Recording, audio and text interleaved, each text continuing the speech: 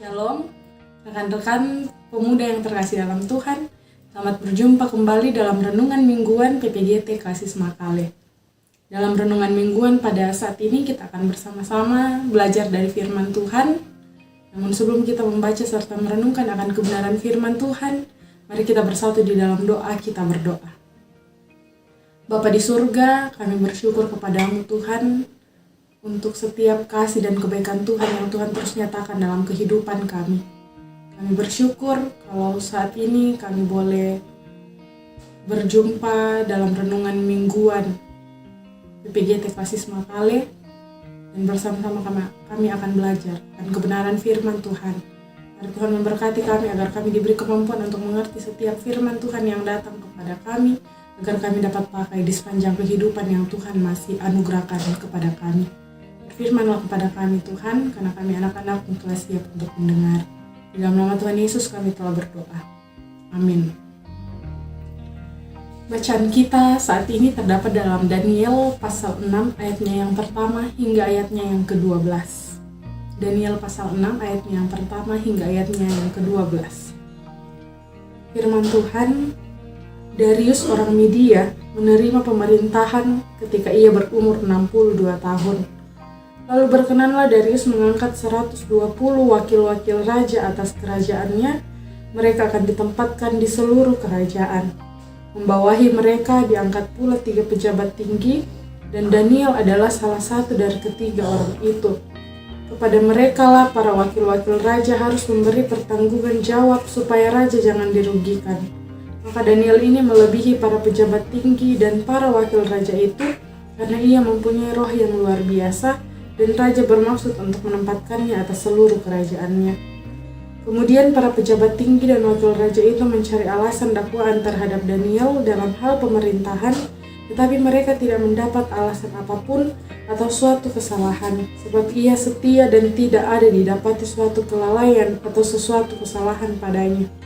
Maka berkatalah orang-orang itu, kita tidak akan mendapat suatu alasan dakwaan terhadap Daniel ini kecuali dalam hal ibadahnya kepada Allahnya.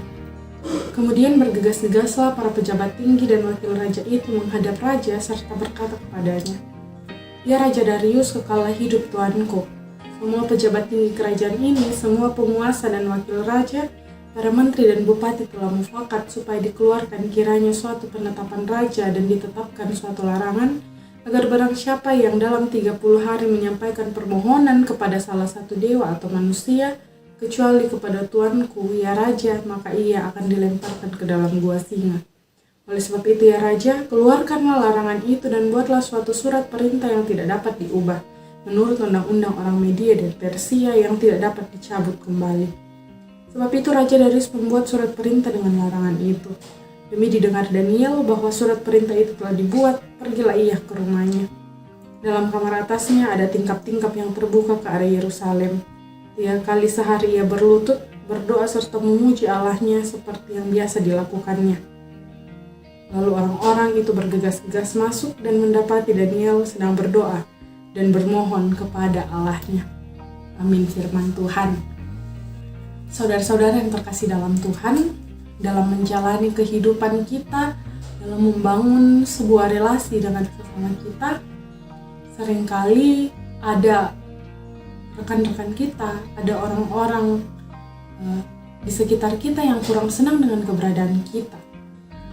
Ada juga orang yang kurang senang jika kita mendapat sebuah keberhasilan, ketika kita memiliki pendidikan yang tinggi, ketika kita diberi sebuah tanggung jawab yang lebih besar, ketika kita mendapat sebuah jabatan yang baru. Nah, dengan demikian, ketika ada orang yang tidak menyukai dengan apa yang kita peroleh itu, seringkali orang-orang mencari kesalahan kita. Seringkali mereka mencoba menjatuhkan kita, mencoba untuk memfitnah kita sehingga banyak cibiran yang ada di belakang kita.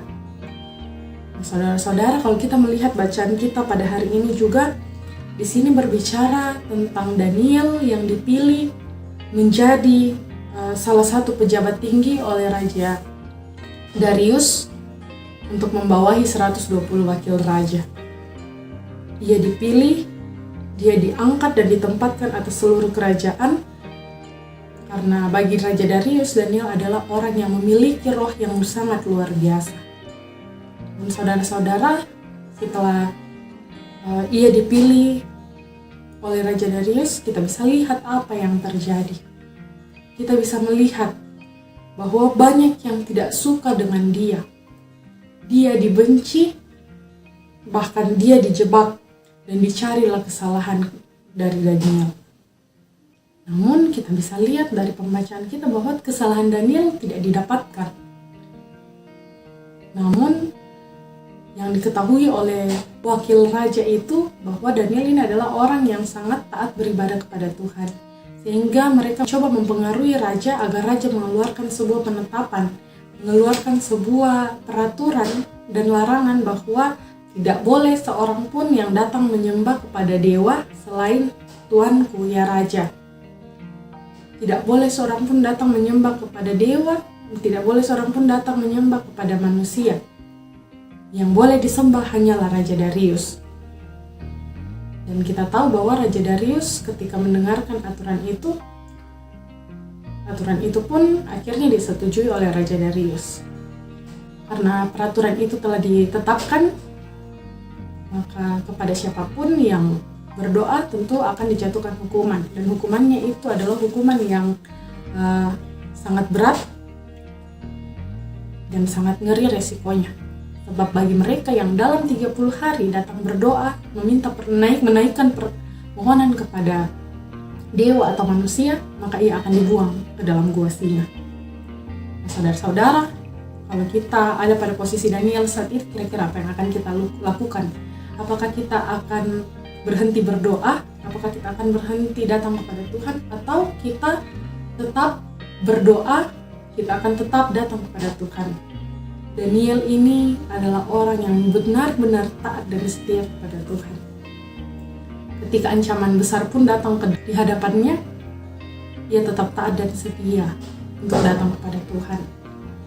Ia tidak meninggalkan persekutuannya dengan Tuhan sekalipun ada aturan bahwa tidak boleh seorang pun yang datang beribadah kepada Tuhan.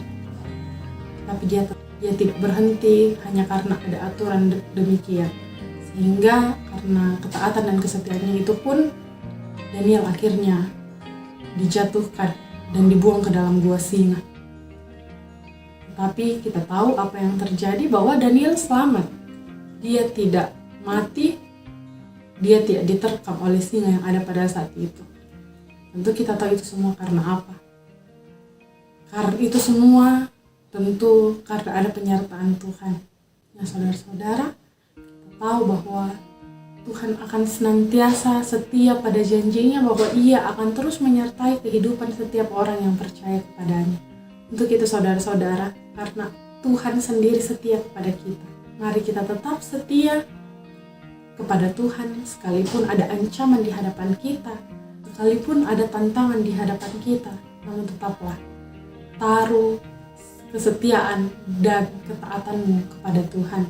Sama seperti Daniel yang diperhadapkan dengan ancaman, sekalipun dia diperhadapkan dengan cobaan yang berat, namun ia tetap datang kepada Tuhan. Ia tidak menyerah. Untuk itu mari kita berlaku seperti Daniel, dan kiranya Tuhan yang menolong kita untuk dapat menjadi orang-orang yang taat dan setia hanya kepada Tuhan saja. Demikian firman Tuhan. Tuhan Yesus memberkati kita sekalian. Amin.